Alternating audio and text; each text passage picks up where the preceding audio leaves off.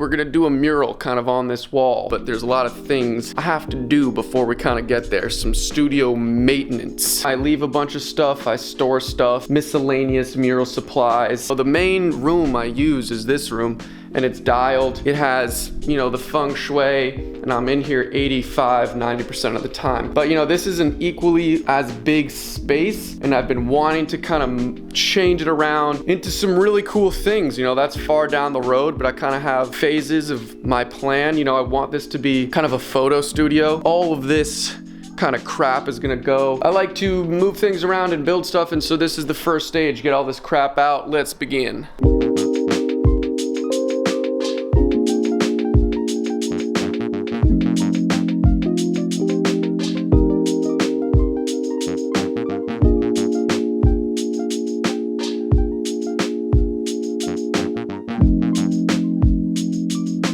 So I wasn't even planning on doing this little corner, you know, I was just moving out that stuff, and I was thinking for the whole studio, like, what do I actually use? Never use this table that was right here. Just purging. It feels great. Now this is a nice little canvas storage space, you know, because canvases are everywhere. I moved this big painting up there. It looks great. Who knows what that corner will be? Right now, good canvas storage. Moving to this place. I'm gonna tackle this next, all right? We're gonna do some more maintenance. I gotta get this done.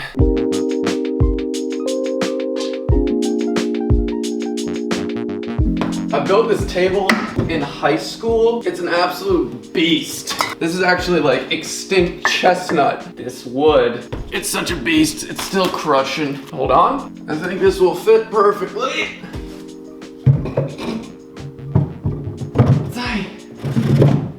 Wow.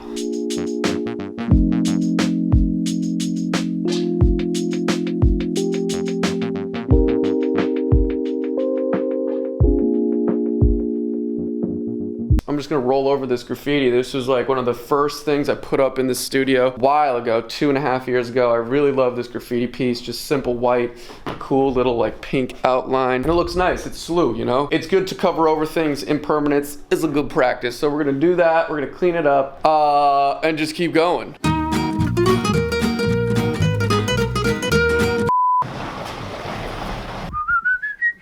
This is a more recent sketchbook. This is a sketch from the beginning that I really liked, and from a while ago when I was living in Brooklyn, I wanted to develop it into a mural, and I actually developed it into a digital illustration. I liked it so much.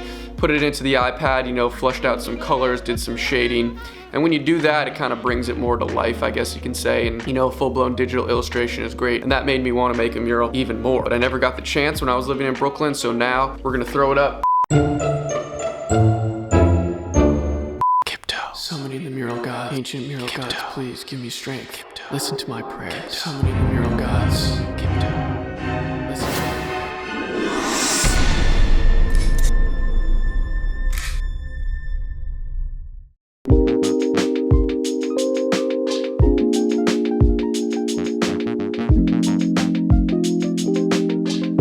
me. Guys, I'm feeling crazy right now. Look at this train and look at this rainstorm. I don't know if it's that or it's maybe this Kipto shirt, but when I was covering this graffiti, I was like, darn, I really wish I could have kept that somehow. And then I was thinking about the next mural, I would have to do that eventually if I moved out of this place or just if I wanted to cover it. So I took this drop cloth, which is massive, it's like 8 by 12 feet, and I'm just gonna paint it with this prime and paint in one, do that, and then lay it up on the wall, and then just paint on that, and then I'll be able to keep it. It's like a big portable mural or like a big tapestry, you know? So huge audible. This video is going places I did not expect, but that's what I'm gonna do. Let's keep going.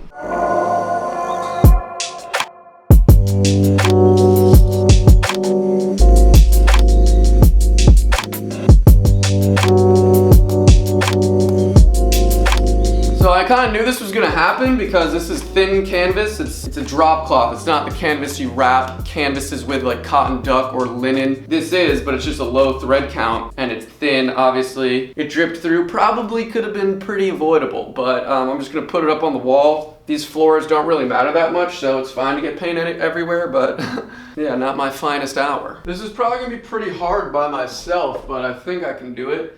I laid in tacks already at this end, so I'll kind of just have to like nail it up as I go. Where's my hammer? Where's my hammer?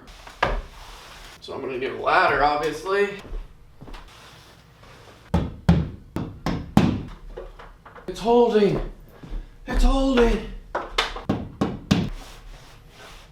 Yeah, and this stuff is already dried, so oops. Whoa! That sucks.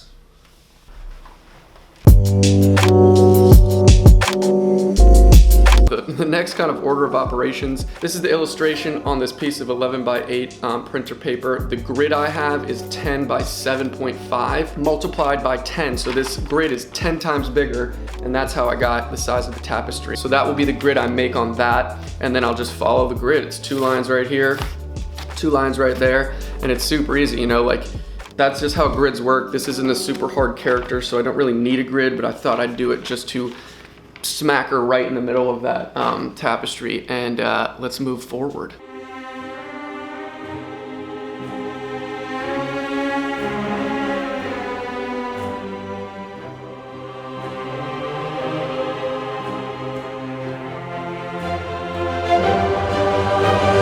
I've been into these China markers recently. That's what I'm using. It's like a high quality crayon China marker.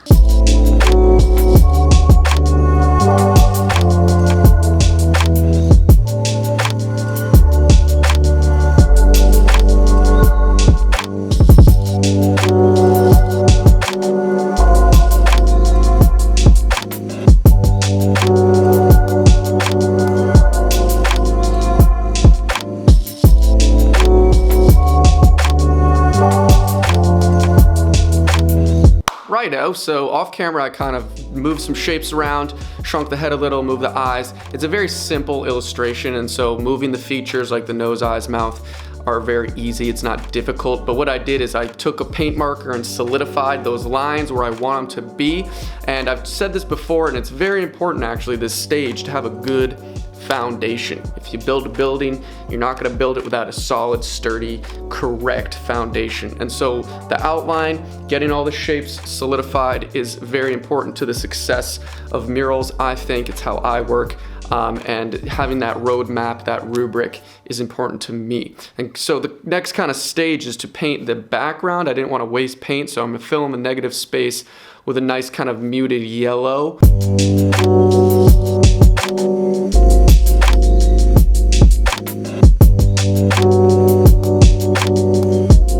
Nothing too crazy, kind of just filling in the negative space with some yellow to kill the background, and we got the character just kind of floating in the middle, ready to be painted. So now moving on towards actually trying to fill in the character.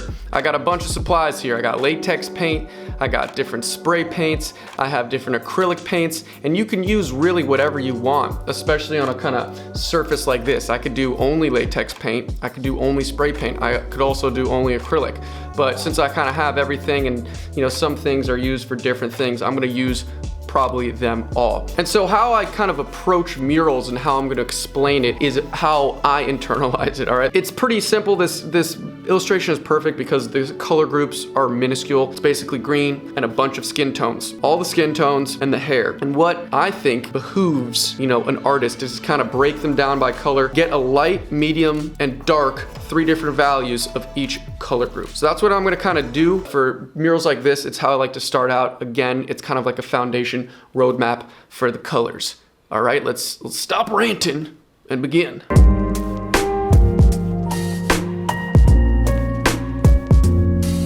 And as I prepare the spray paint here, I gotta talk about the sponsor of today's video, Squarespace. It's the best website to build a website. Every artist in this day and age, I think, needs a proper website to either sell their artwork and products or to showcase a super professional portfolio. With award-winning templates, 24-hour customer service, and the most intuitive user interface, Squarespace makes it so easy to quickly and efficiently make the most professional website you can. I absolutely love my Squarespace account. My entire art organization and nonprofit uses Squarespace. I host ticketed events every week at my studio. I also sell online videos, and my website has been nothing but incredible The platform has so many tools for a business owner like me, and I just can't imagine using anything else. A truly, truly amazing tool for artists or anyone in this day and age. So check it out.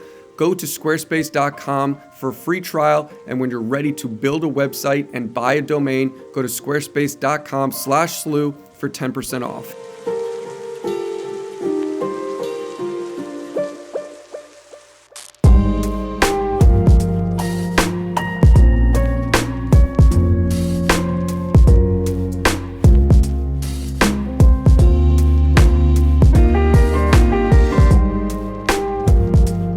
So if you were absolutely curious, it took about 10 minutes to do that kind of flatting stage, super quick, those 4 colors.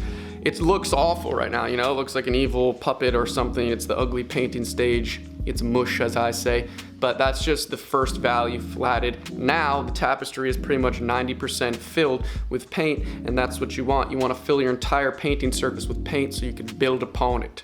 More and more paint. But we got a little synopsis, a little analyzation of this illustration real quick. Pop quiz, where is the light source coming from in this illustration? It's pretty easy. It's straight on, directly, maybe a little above it, kind of coming straight directly down on her forehead, hitting her nose, hitting this upper cheek, hitting the upper chin, and that means everything protruding under the chin, under the nose, the eye sockets is gonna be in shadow, and it's symmetrical, so each side is gonna be exactly the same. So now I'm gonna take those other values, the darkest and the lightest, and I'm gonna fill in where the rules of this light source are telling me to. So under the nose, a little shadow, but near the lips where it's coming out, it's hitting the light, that's highlight. Shadow as we go back into the face, shadow behind the hair where the light can't get to. Super light up here, the light is directly hitting it. Do you understand what I'm saying? So that's the rules of the light. You want to follow those rules and add the 2 other values. It's pretty nice to have it just laid out. I'm talking to nobody right now, but it helps me. So we're just gonna move forward.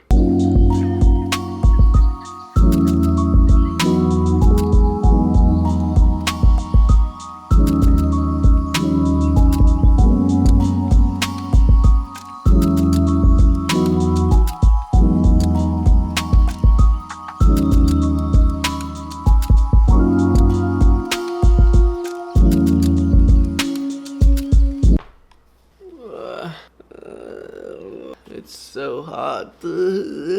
So what you're looking at is just 3 different values of the color groups, and you know, that kind of just gives a flat surface dimension. But that's all it is, and it still looks sloppy, it still looks kind of not so flushed out, but you can tell that the face is going back into the hair and there's shadow there, the light source isn't hitting there. You know, the features are protruding because the light's hitting it, and it's going backwards because there's absence of light, if you get what I mean. So that's kind of a successful little stage. The whole canvas, the whole tapestry is filled with paint. And you know, my next kind of step, because this is an illustration and it's a mural and it's a stylized mural, I'm gonna do an outline, and that will really kind of solidify the shapes. But you know, sometimes outlines actually do make it look flatter and you lose the dimension, so you got to be careful. I'm not sure how I'm gonna do the outline yet. I think I have some acrylic paint that I'm gonna try, but this is kind of a weird surface, so I might have to use spray paint. I don't know, let's find out.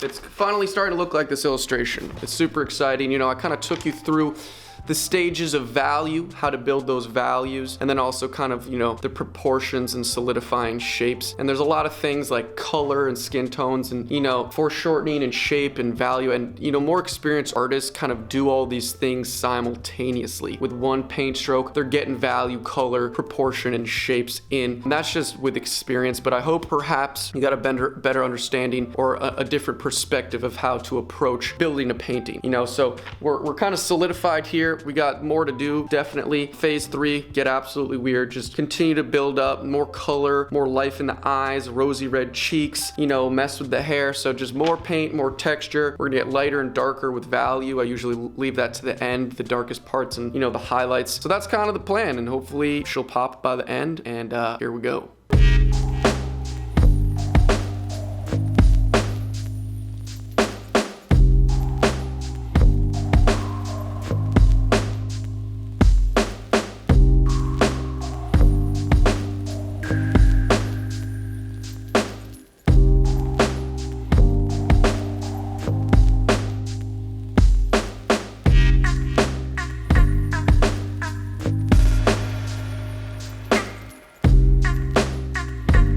Last step from the original sketch is, it says bad bitch in the original sketch, and it also said Bushwick at one point when I was living in Bushwick, Brooklyn, but I'm not gonna do any of those. I'm actually gonna do a different 4-letter word, 2 of the same 4-letter words, my favorite 4-letter word.